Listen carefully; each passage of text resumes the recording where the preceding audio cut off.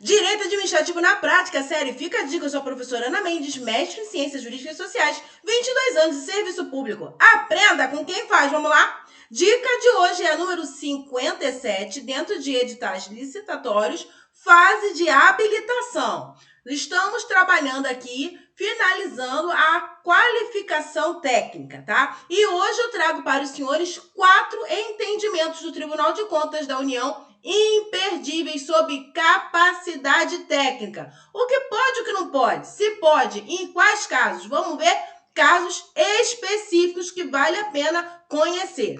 Bom, primeiro vamos retomar rapidamente a questão da qualificação técnica, a comprovação de aptidão, ou seja, capacitação técnico operacional e capacitação técnico profissional. São duas comprovações de capacidades distintas que estão previstas na legislação e, conforme nós vimos na dica anterior, tá, são legalmente possíveis e jurisprudencialmente reconhecíveis, tanto na jurisprudência administrativa das Cortes de Contas, quanto na jurisprudência judicial, tá? Então, a comprovação da capacitação técnica operacional, né? Ou seja, a aptidão da licitante para executar obras e serviços, tá? Fazer entrega de bens também, ela é comprovada através da apresentação de atestados fornecidos por pessoas jurídicas de direito público ou privado, devidamente registradas nas entidades profissionais competentes. E o que esses atestados têm que apresentar? Uma comprovação de que a licitante já desempenhou uma atividade pertinente e compatível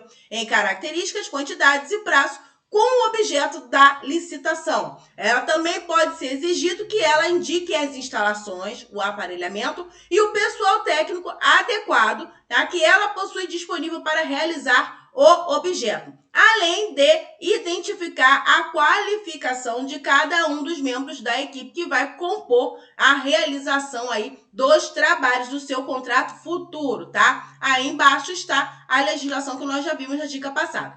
Já a capacitação técnico profissional, ela também é comprovada mediante a apresentação de profissional que tenha vínculo com a licitante e esse profissional tem que ser detentor de atestado de responsabilidade técnica, ou seja, esse profissional vai apresentar o acervo técnico dele para que seja demonstrado que ele tem capacidade, que ele tem experiência anterior suficiente para realizar o objeto da licitação, entenderam? A primeira, a capacitação técnica operacional, se refere à pessoa jurídica, à licitante, e a segunda se refere aos profissionais que a licitante coloca à disposição para executar o contrato futuro. São duas capacidades distintas que não devem ser misturadas. Bom, agora nós vamos começar a ver os 4 entendimentos aí importantes para o seu dia a dia. Para você que é concurseiro, para você que é concurseiro,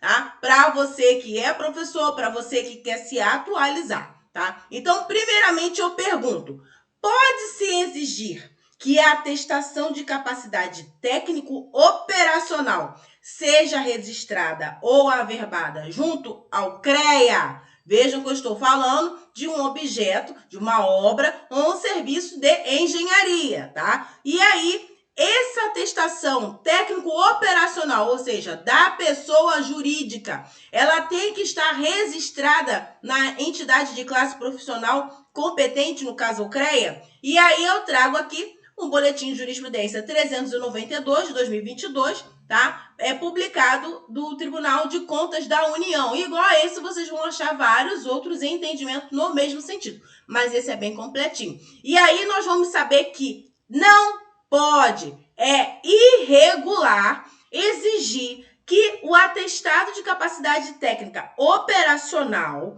da licitante em serviços e obras de engenharia seja registrado ou averbado junto ao CREA. Porque o artigo 55 da Resolução CONFEA 1025 de 2009 veda a emissão de certidão de acervo técnico em nome da pessoa jurídica, tá? O acervo técnico, ele pertence ao profissional, tá? Então, a licitante, ela vai apresentar atestados que já fez obra semelhante, tá? Em seu nome, no seu CNPJ, mas esse atestado não necessariamente vai estar registrado no CREA, tá? Ou seja, ele não vai estar porque o CREA não emite. A exigência de atestados registrados em entidade profissional competente deve ser limitada à capacitação técnico-profissional, ou seja, ao profissional que a empresa vai colocar para trabalhar no contrato futuro. Diz respeito às pessoas físicas indicadas pela empresa licitante, tá ok? Ficou? Resolveu essa? Sabia dessa? Se sabia, coloca aí. Se não sabia, bota aí. Novidade. Escreve no comentário. Bom, para complementar, eu trago aqui o artigo 47 e 48 da Resolução CONFEA 1025 de 99. E esses artigos eles vão definir o que é acervo técnico e atrelar o acervo técnico à capacidade técnico profissional da pessoa jurídica, tá? E ele vai falar, acervo técnico é o conjunto de atividades desenvolvidas ao longo da vida do profissional. E essas atividades são compatíveis com as atribuições que ele tem registrada no CREA, tá? No 48 ela fala, capacidade técnico profissional de uma pessoa jurídica, ou seja, da licitante, ela é representada pelo conjunto de acervo técnico dos profissionais que entregam o seu quadro técnico, tá? Independente das várias formas de vínculo que existem entre o profissional e a licitante. Parágrafo único. Essa capacidade técnico profissional da pessoa jurídica ela vai variar em função da alteração do acervo de técnicos e profissionais e integrantes no quadro, tá? Isso ajuda a valorizar a própria categoria. Quem tem mais tempo, quem tem mais experiência, isso vai ser aproveitado pela pessoa jurídica, mas ela não se apropria do acervo técnico individual. Bom, segundo entendimento, pode, na atestação de capacidade técnico-operacional da pessoa jurídica, da licitante, apresentar obras e serviços de engenharia feitos pela licitante, mas referente a profissionais que não mais configura em seus quadros ou outros vínculos, ou seja, o profissional deixou a equipe da licitante, tá? Ou teve contrato de trabalho rescindido, acabou o contrato de prestação de serviço, tá? Não existe mais o vínculo desse profissional. Mas no passado ele trabalhou para a licitante e ela tem um atestado de capacidade técnico operacional que está listando esse profissional que não mais pertence aos seus quadros. Pode. As duas capacitações são distintas e não se confundem. Hoje o profissional não faz mais parte do quadro dela, mas no passado ele fez parte e a licitante agora tem esse histórico na experiência anterior dela, tá? Vou citar aqui um RESP 33.12.15 de São Paulo, tá? Que foi decidido no STJ, que ele vai falar exatamente dessa diferenciação entre as duas capacidades, a técnica operacional e a técnica profissional, tá? Então, ele vai falar assim, a decisão do mandado de segurança. A empresa estava sendo questionada exatamente por isso. Ela apresentou um atestado de capacidade técnico-operacional e ali tinha o nome de um profissional que não trabalhava mais com ela, não tinha mais vínculo. E aí isso foi alvo de questionamento e chegamos a esse mandado de segurança.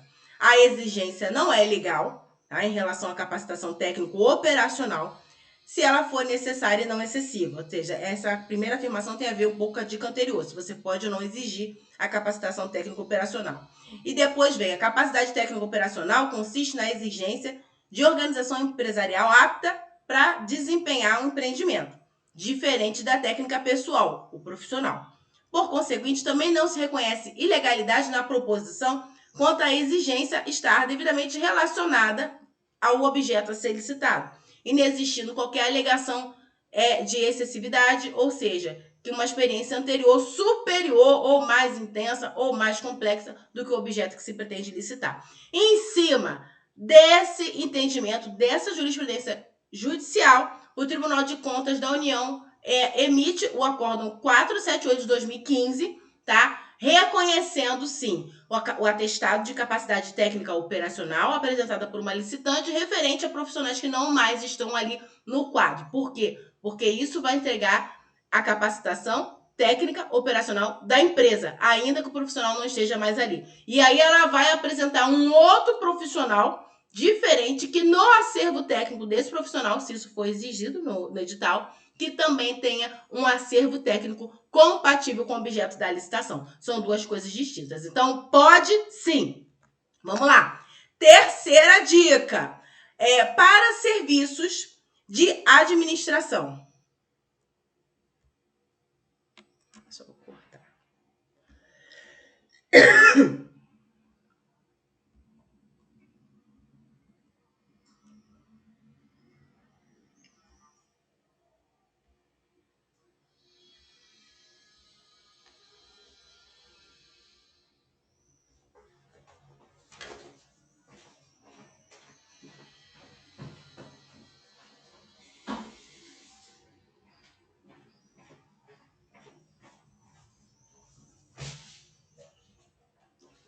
Vamos lá. Terceiro entendimento aí primordial para a sua qualificação técnica. Vamos lá. Para serviços de administração, Conselho Regional de Administração e CRAs, a pessoa jurídica pode aproveitar os atestados de capacidade técnica registrados no nome do administrador. Ou seja, tem uma empresa de gestão de pessoas, por exemplo, de administração, de recursos logísticos, né? Serviço de administração. E aí, o administrador, ele possui um acervo pessoal, registrado no CRA.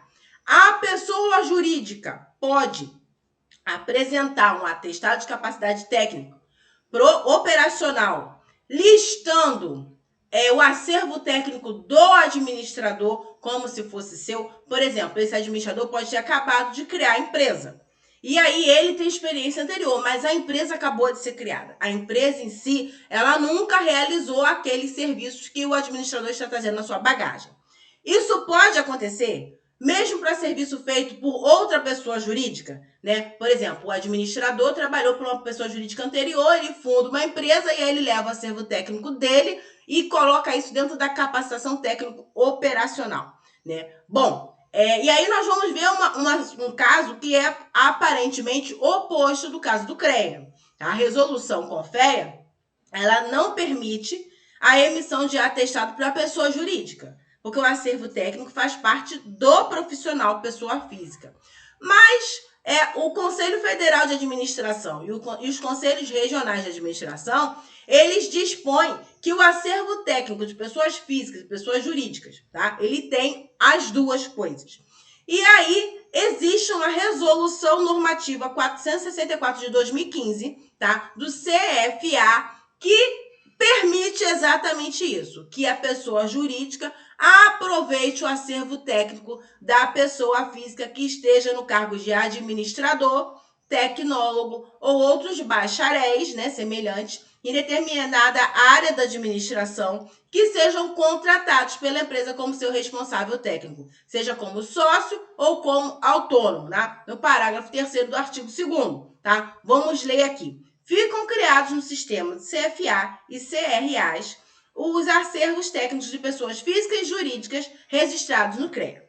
Aí vem o parágrafo 2º. O acervo técnico do artigo 1º dessa resolução normativa serão constituídos por meio de registros de comprovação de aptidão para desempenho de atividade de administração, RCA, no Conselho Regional de Administração. E aí vem o parágrafo que eu acabei de ler. Esse acervo técnico de pessoa jurídica vai ser acrescido pelo acervo técnico dos profissionais que tiverem no cargo de administrador, tecnólogo ou outros bacharéis em administração que sejam contratados como responsável técnico, como sócio ou autônomo. Então, diante de uma primeira análise, né, que não pode ser exigido esse registro desse atestado no CREA, porque o CREA não faz essa emissão de capacidade técnico-operacional para a pessoa jurídica, porque o acervo técnico ele entende que é do profissional.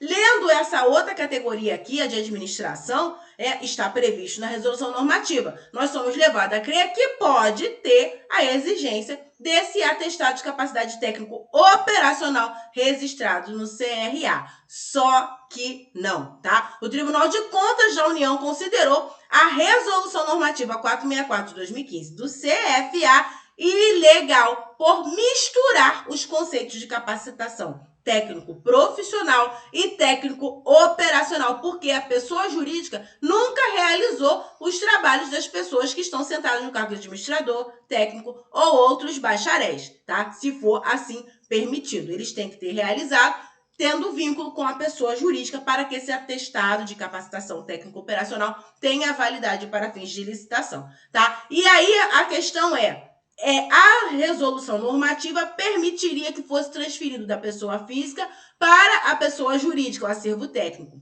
Não permitiria que fosse transferido entre pessoas jurídicas, mas na prática isso acaba acontecendo. Então, não pode, tá? Mesmo estando previsto na resolução normativa do CFA, o Tribunal de Contas entendeu que é ilegal. Vamos aqui verificar o seguinte, ó, tá aí o xizinho. Não pode, tá? Não é porque tá escrito que tá valendo. Tá indo contra a disposição e a compreensão da interpretação da Lei 866 de 93, e isso também vai ser aproveitado na 14.133. Tudo que eu tô falando aqui são casos que são baseados em conceitos doutrinários e jurisprudenciais que não sofreram alteração na 14.133. Então, esses entendimentos, eles também vão continuar valendo na 14.133, tá bom, gente? Tudo atualizado.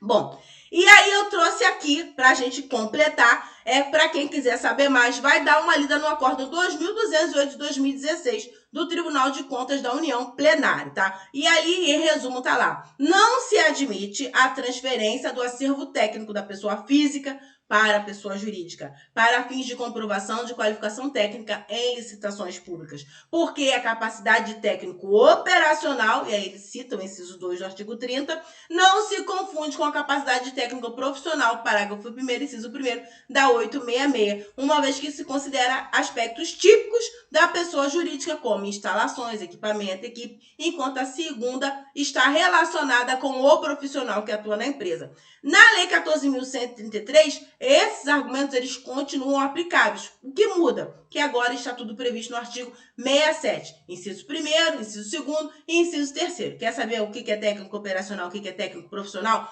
Volta na dica 56, que é anterior a essa aqui que eu vim trazendo os dispositivos, tanto da 866 quanto da 14.133, tá ok?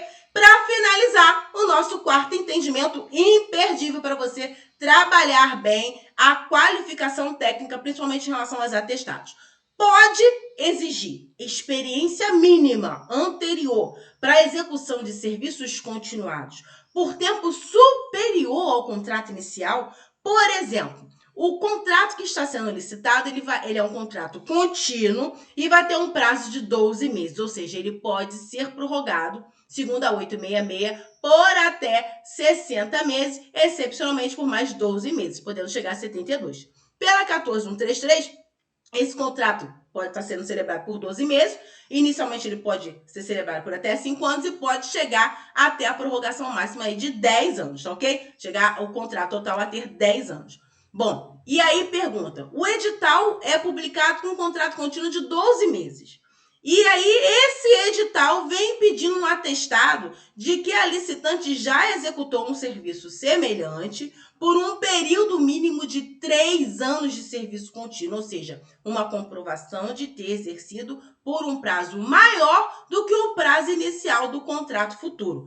Pode isso? Bom, o Tribunal de Contas da União entende que pode, mas com ressalvas atinentes a uma boa justificativa, tá? Pelo que eu falei, existe uma possibilidade de projeção, de prolongamento dessa relação jurídica contratual, tá? Então tá aí, ó, para fins de qualificação técnico operacional, ou seja, da licitante pessoa jurídica, pode-se exigir comprovação de experiência mínima na execução de serviços continuados semelhante ao objeto da contratação em lapso temporal superior ao prazo inicial do contrato, desde que as circunstâncias específicas para a prestação de serviço assim o exijam, o que deve ser adequadamente fundamentado e baseado em quê? Na experiência anterior do órgão contratante e nos estudos prévios à licitação. O estudo técnico preliminar é fundamental para demonstrar nos autos que essa experiência anterior